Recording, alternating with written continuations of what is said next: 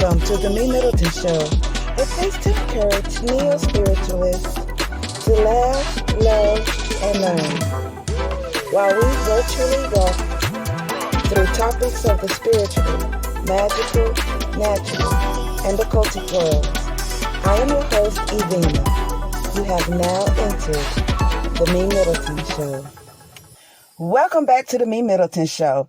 I am so happy and grateful that you chose to tune in for all your spiritual, magical, natural, and occultic listening.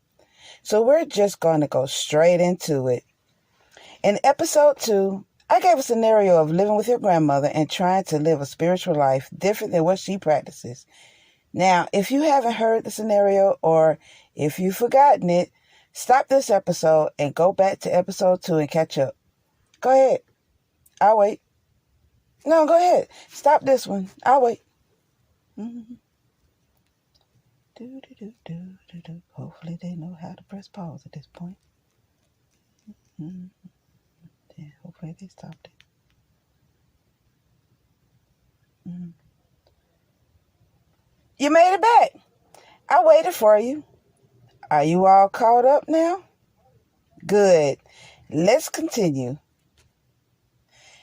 Issue number 5, not being guided properly on how to set up an altar based on a deity.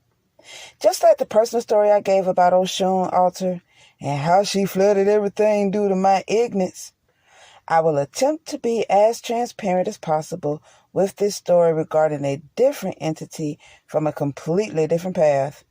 Story time! Several years ago, I was studying heavily in what is called the left-hand path. For those of you who are not familiar with the term left hand, in occultism, the left-hand path is a way or path through life that values the advancement and preservation of the self and the pursuit of terrestrial goals versus the worship of intangible deities. It focuses on the strength and will of the practitioner. They believe that it is considered, quote-unquote, spiritual suicide to one day reunite with the Creator instead of being a creator. Examples of such as Luciferianism, may use spirits and deities. They don't worship them. However, there is a left-hand practice that actually worships an entity, which confuses me based on the definition of left-hand path. But that path is Satanism. They worship Satan and Anton LaVey. So, do you see what I got into? My reasons for this are rather personal, even considered sacred. But my experience is a teachable moment. So, here I go. And don't be scared, y'all. Okay, here we go. I was extremely interested in demons of the Goetia. The demon that caught my attention the most was the demon listed as number 70 in the Goetia under King Amemon of the East. That demon? Prince Seer. Seer was depicted as a handsome man riding a winged horse. He governed 26 legions of demons. Now, a legion can consist anywhere between 50 demons to thousands of demons. That's just one legion. And he governed 26 of them. Prince Seer dealt with great oratory skills, finding treasures, traveling anywhere on earth in the blink of an eye in a matter of seconds, and is noted as indifferent to being evil, which was why I thought it would be safe to invoke him. In my desperate attempt to evoke an entity to assist in straightening out my personal problems, I wanted to summon a demon. I got 4 big poster boards to tape together to make one big square so that I can draw my witchy circle on the floor, using a pencil and white salt. I had a lit charcoal disc full of white copal resin burning, a medium-sized black candle with my name carved in it.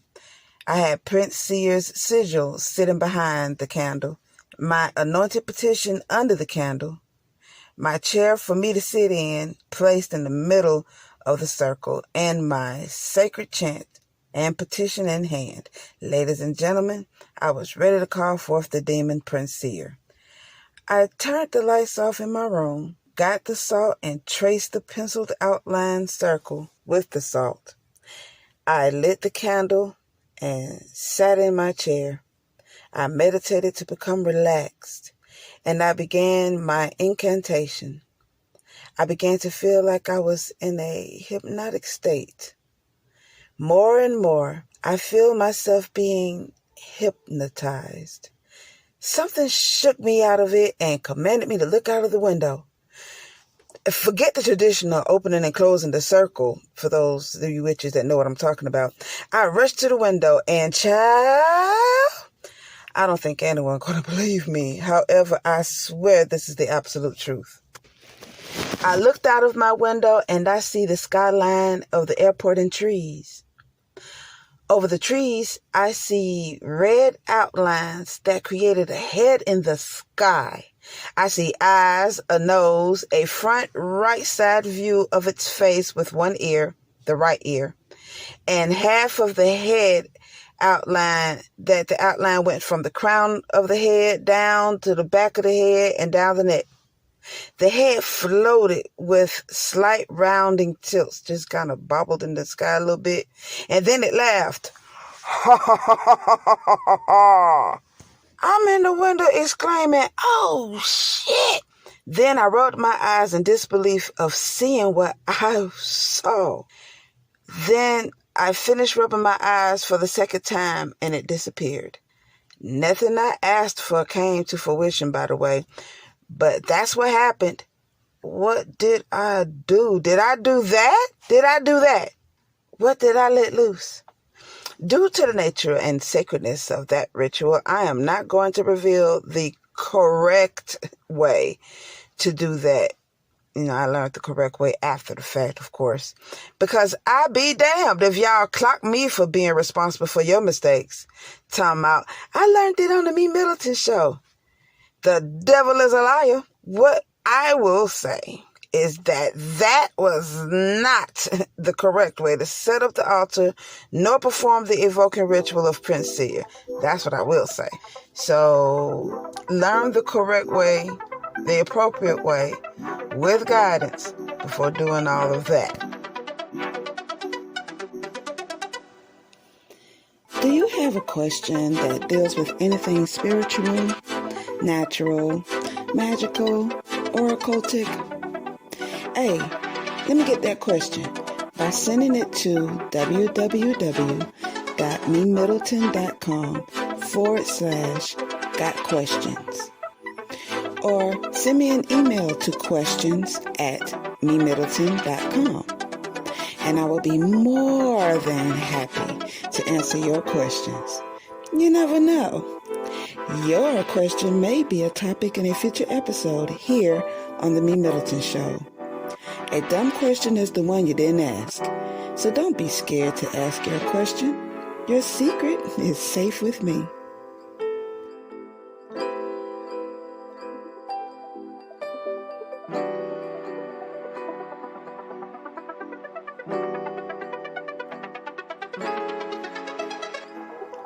What would you like to see coming from the MeMyddleton Show? You have any suggestions? Well, good.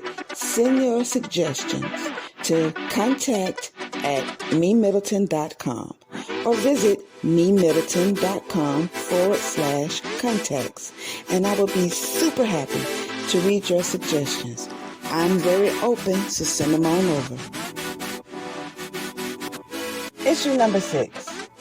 Expecting the deity to, quote-unquote, do as you say. How dare you think your mortal behind can approach a god as if they're just sitting up in the skies or in heaven or in Orun, just twiddling their thumbs, waiting for you to beg them for some mortal stuff, especially when you have nothing sufficient or exceptional to offer them. Like, really? What you think those eggplants or that cigar or some alcohol or some honey or a toy would suffice. The God would like this little toy car, or the God would love this honey, as if they can't get it themselves. A God? Really? A feather? You think they can't make them a feather? Let alone find a bird to pluck it from? And to even petition a God. In some cases, you'll have to be a member of a priesthood in which a group of priests worship a particular deity. Something that you're more than likely born into, something ancestral. And then a devotee would need to go to these priests for them to petition on that devotee's behalf. Or, you might just be one of those select people that may have special gifts, or what in tradition they call medicines, to be able to work with certain spirits or energies. You might have that certain gift, that certain formula, the certain medicine to be able to work with certain spirits. You might just be gifted like that. How many of y'all are gifted like that? Are you gifted like that? In my most honest opinion, I think it'll be just best to either go to your own ancestors and ask them to help you, your peers, folks along your line, people who are in a place you will soon meet them at, to help you achieve your desires here in this mortal world, or ask your higher self for these mortal things. That's a do that I think you should do. Issue number 7, begging for something with nothing to offer except things they don't need. As I was explaining in the last issue number 6, coming to them with some honey or a cigar. Do a God need those things? Actually, these items are really just symbolism to connect closely, or to be or have those wanting to have the attributes of said deities, to embody the characteristics of these deities, to be that warrior, to be of opulence, to have such great control of the body, to be able to manifest in a blink of an eye that in which you desire, to be able to heal those who are ill, to be able to perform such miracles, to be able to be as kind and as beautiful and as open and as free and as strong and as consistent and as whatever attributes in which they have. That's what these offerings really mean. Think about a God actually needing to smoke a cigar. Do they really need that? They're a God. They can get it themselves, right?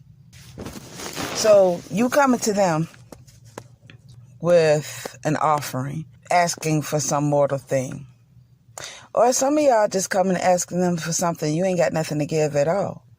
There's a Billy Preston song, nothing for nothing leaves nothing. You got to have something if you want to be with me. Kind of the same thing. So do you think the information in books on what to offer a God will suffice for them to do as you say?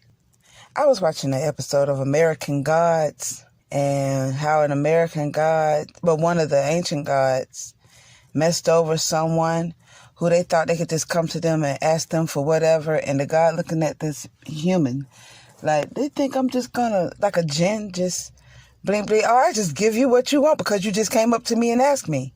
Actually messed that human over.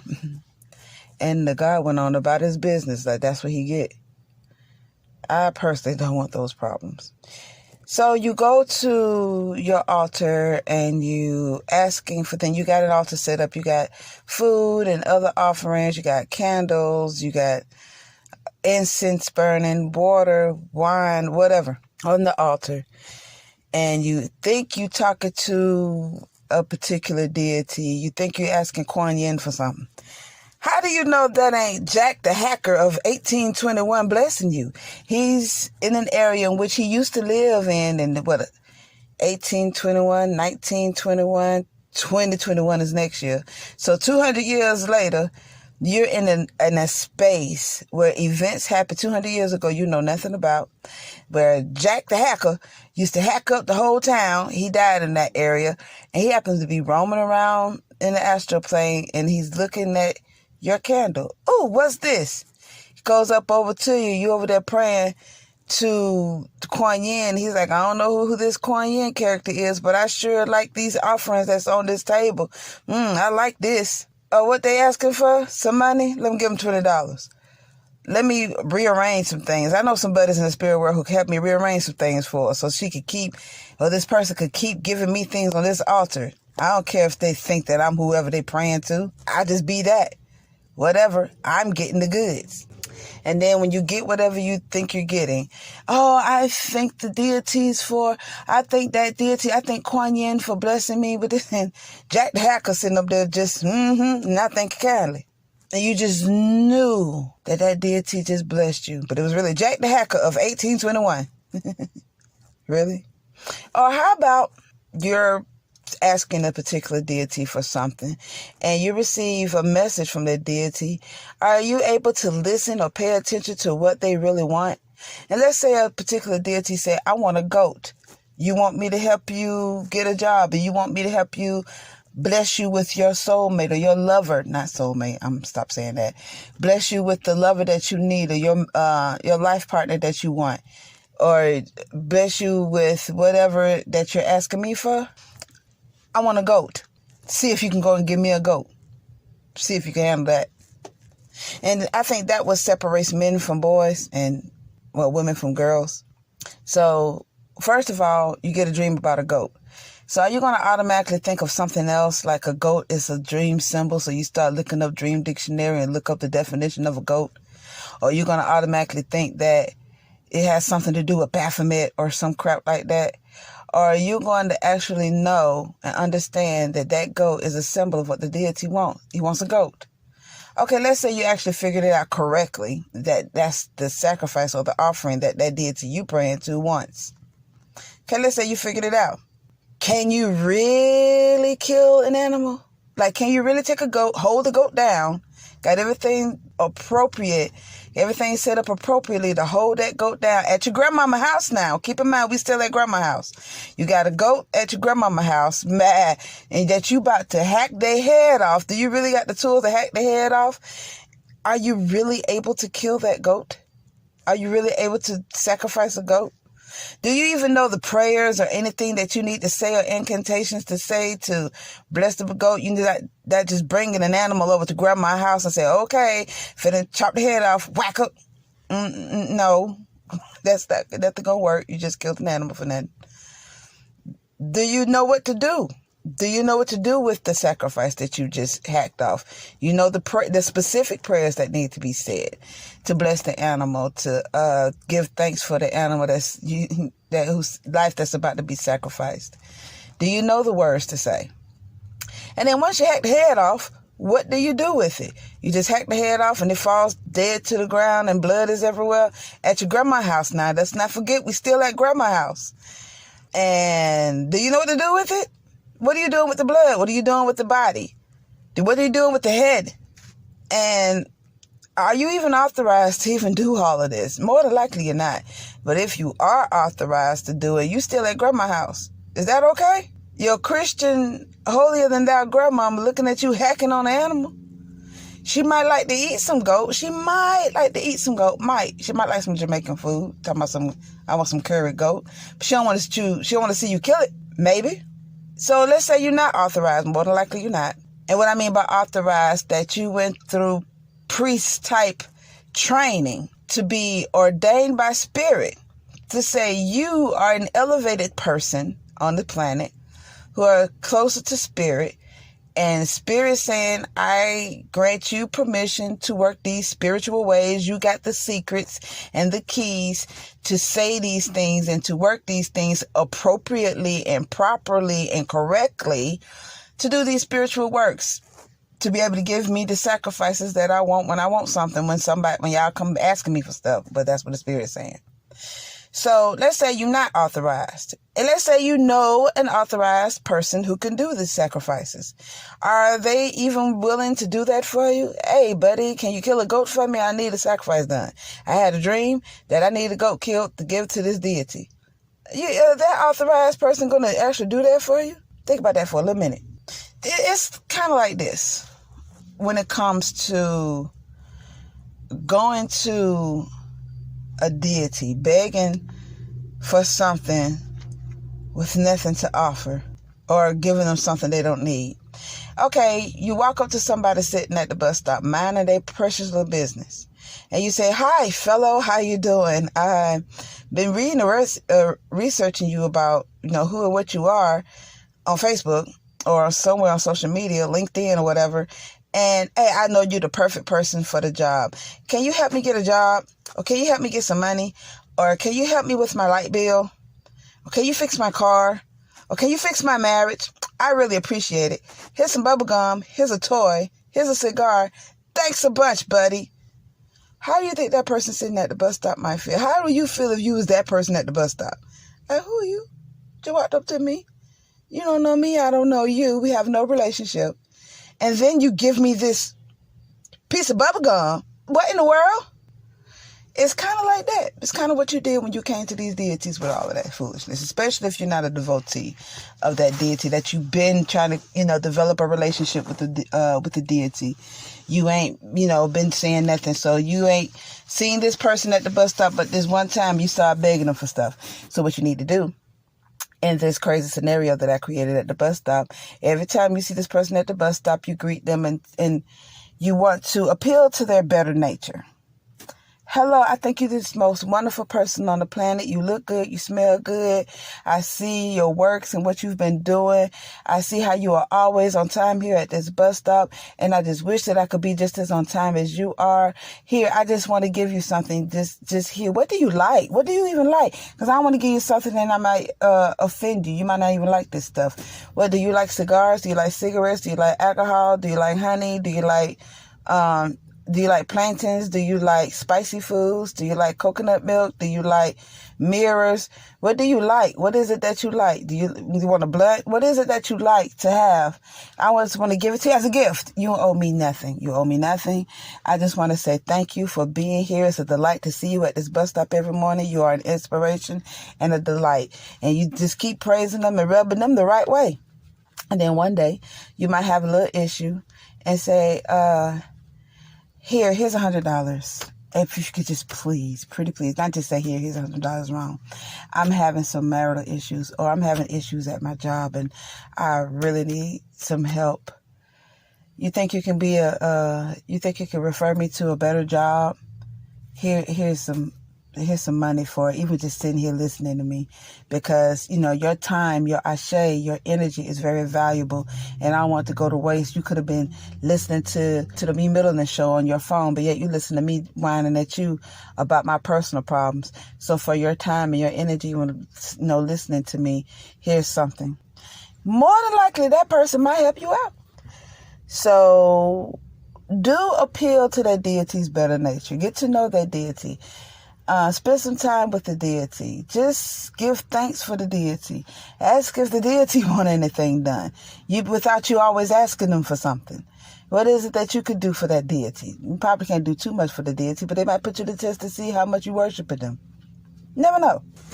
The final issue number 8. Whatever you did or didn't do may have been disrespectful. You ever thought about, okay, you get your books and stuff, or whatever worksheets, whatever you get in, or you saw online on the internet, that you are drawn to a particular deity to praise and worship, right? Do you know what you're doing? Did you prostrate to the deity correctly? You might have a deity where you have to lay on one side and then roll over to the other side. Did you do it right? There might be a deity who you can't even look up to, and you so dare to try to lay your eyes upon this deity? No. Are you moving your shrines around because you just feel like you on one of those home TV network shows, and you just want to redecorate, and you just moving stuff without permission? They might not want you to move them. They might want to be moved and you just left them there in the same spot all this time. And they're like, I need to get over there on that side of the room. And they just keep leaving me over here. Or before you move them, there might be something you need to do. There might be an entity that you might need to dance for. And you don't know the dance moves for them. And you never danced for them. Or there might be an offering that you need to put on the altar. And you just set it there. There might be a particular position you need to put that offering in. And you didn't do that. You just set it there. Or there might be a particular prayer that you're supposed to say. You don't even know said prayer. You just found some other prayer. And say, well, it's a prayer. At least it's a prayer. I'm praying to them. They'll accept it because you're such American. You just think that, this is the America way. They'll accept it as long as they know that I love them. Like they're Jesus or something. Like they're God of the Bible. And no.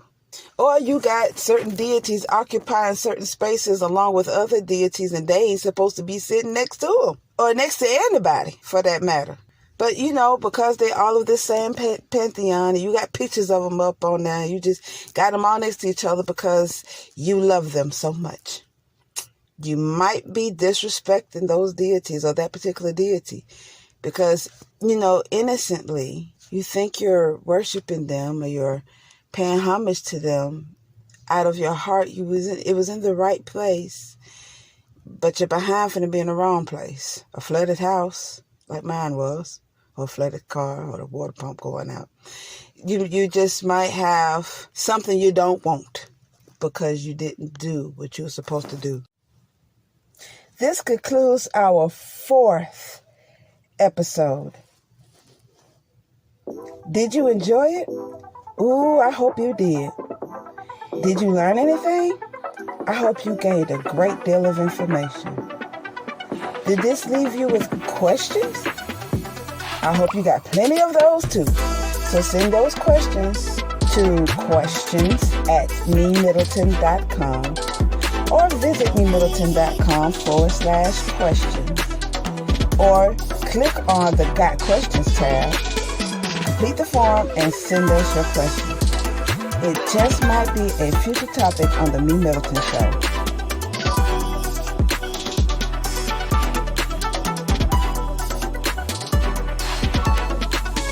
What would you like to see on the MeMyddleton Show? Do you have any suggestions? Send them over to contacts@MeMyddleton.com or visit MeMyddleton.com/contacts, and I will be super happy to read your suggestions.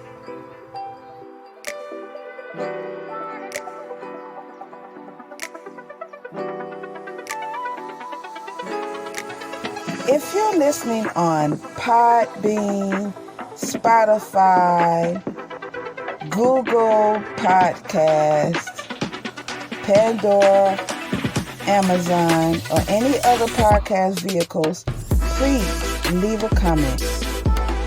It would surely help me out a lot. If you're listening on YouTube, also leave a comment. Also click on the thumbs up button. Also click subscribe. Also click on the notification bell so that you won't miss out when the next episode is up. And be sure to tune in next time as we go in with getting a reading. How do you approach someone who is a reader, a root worker? Some of y'all don't know no better. Here on the MeMyddleton Show.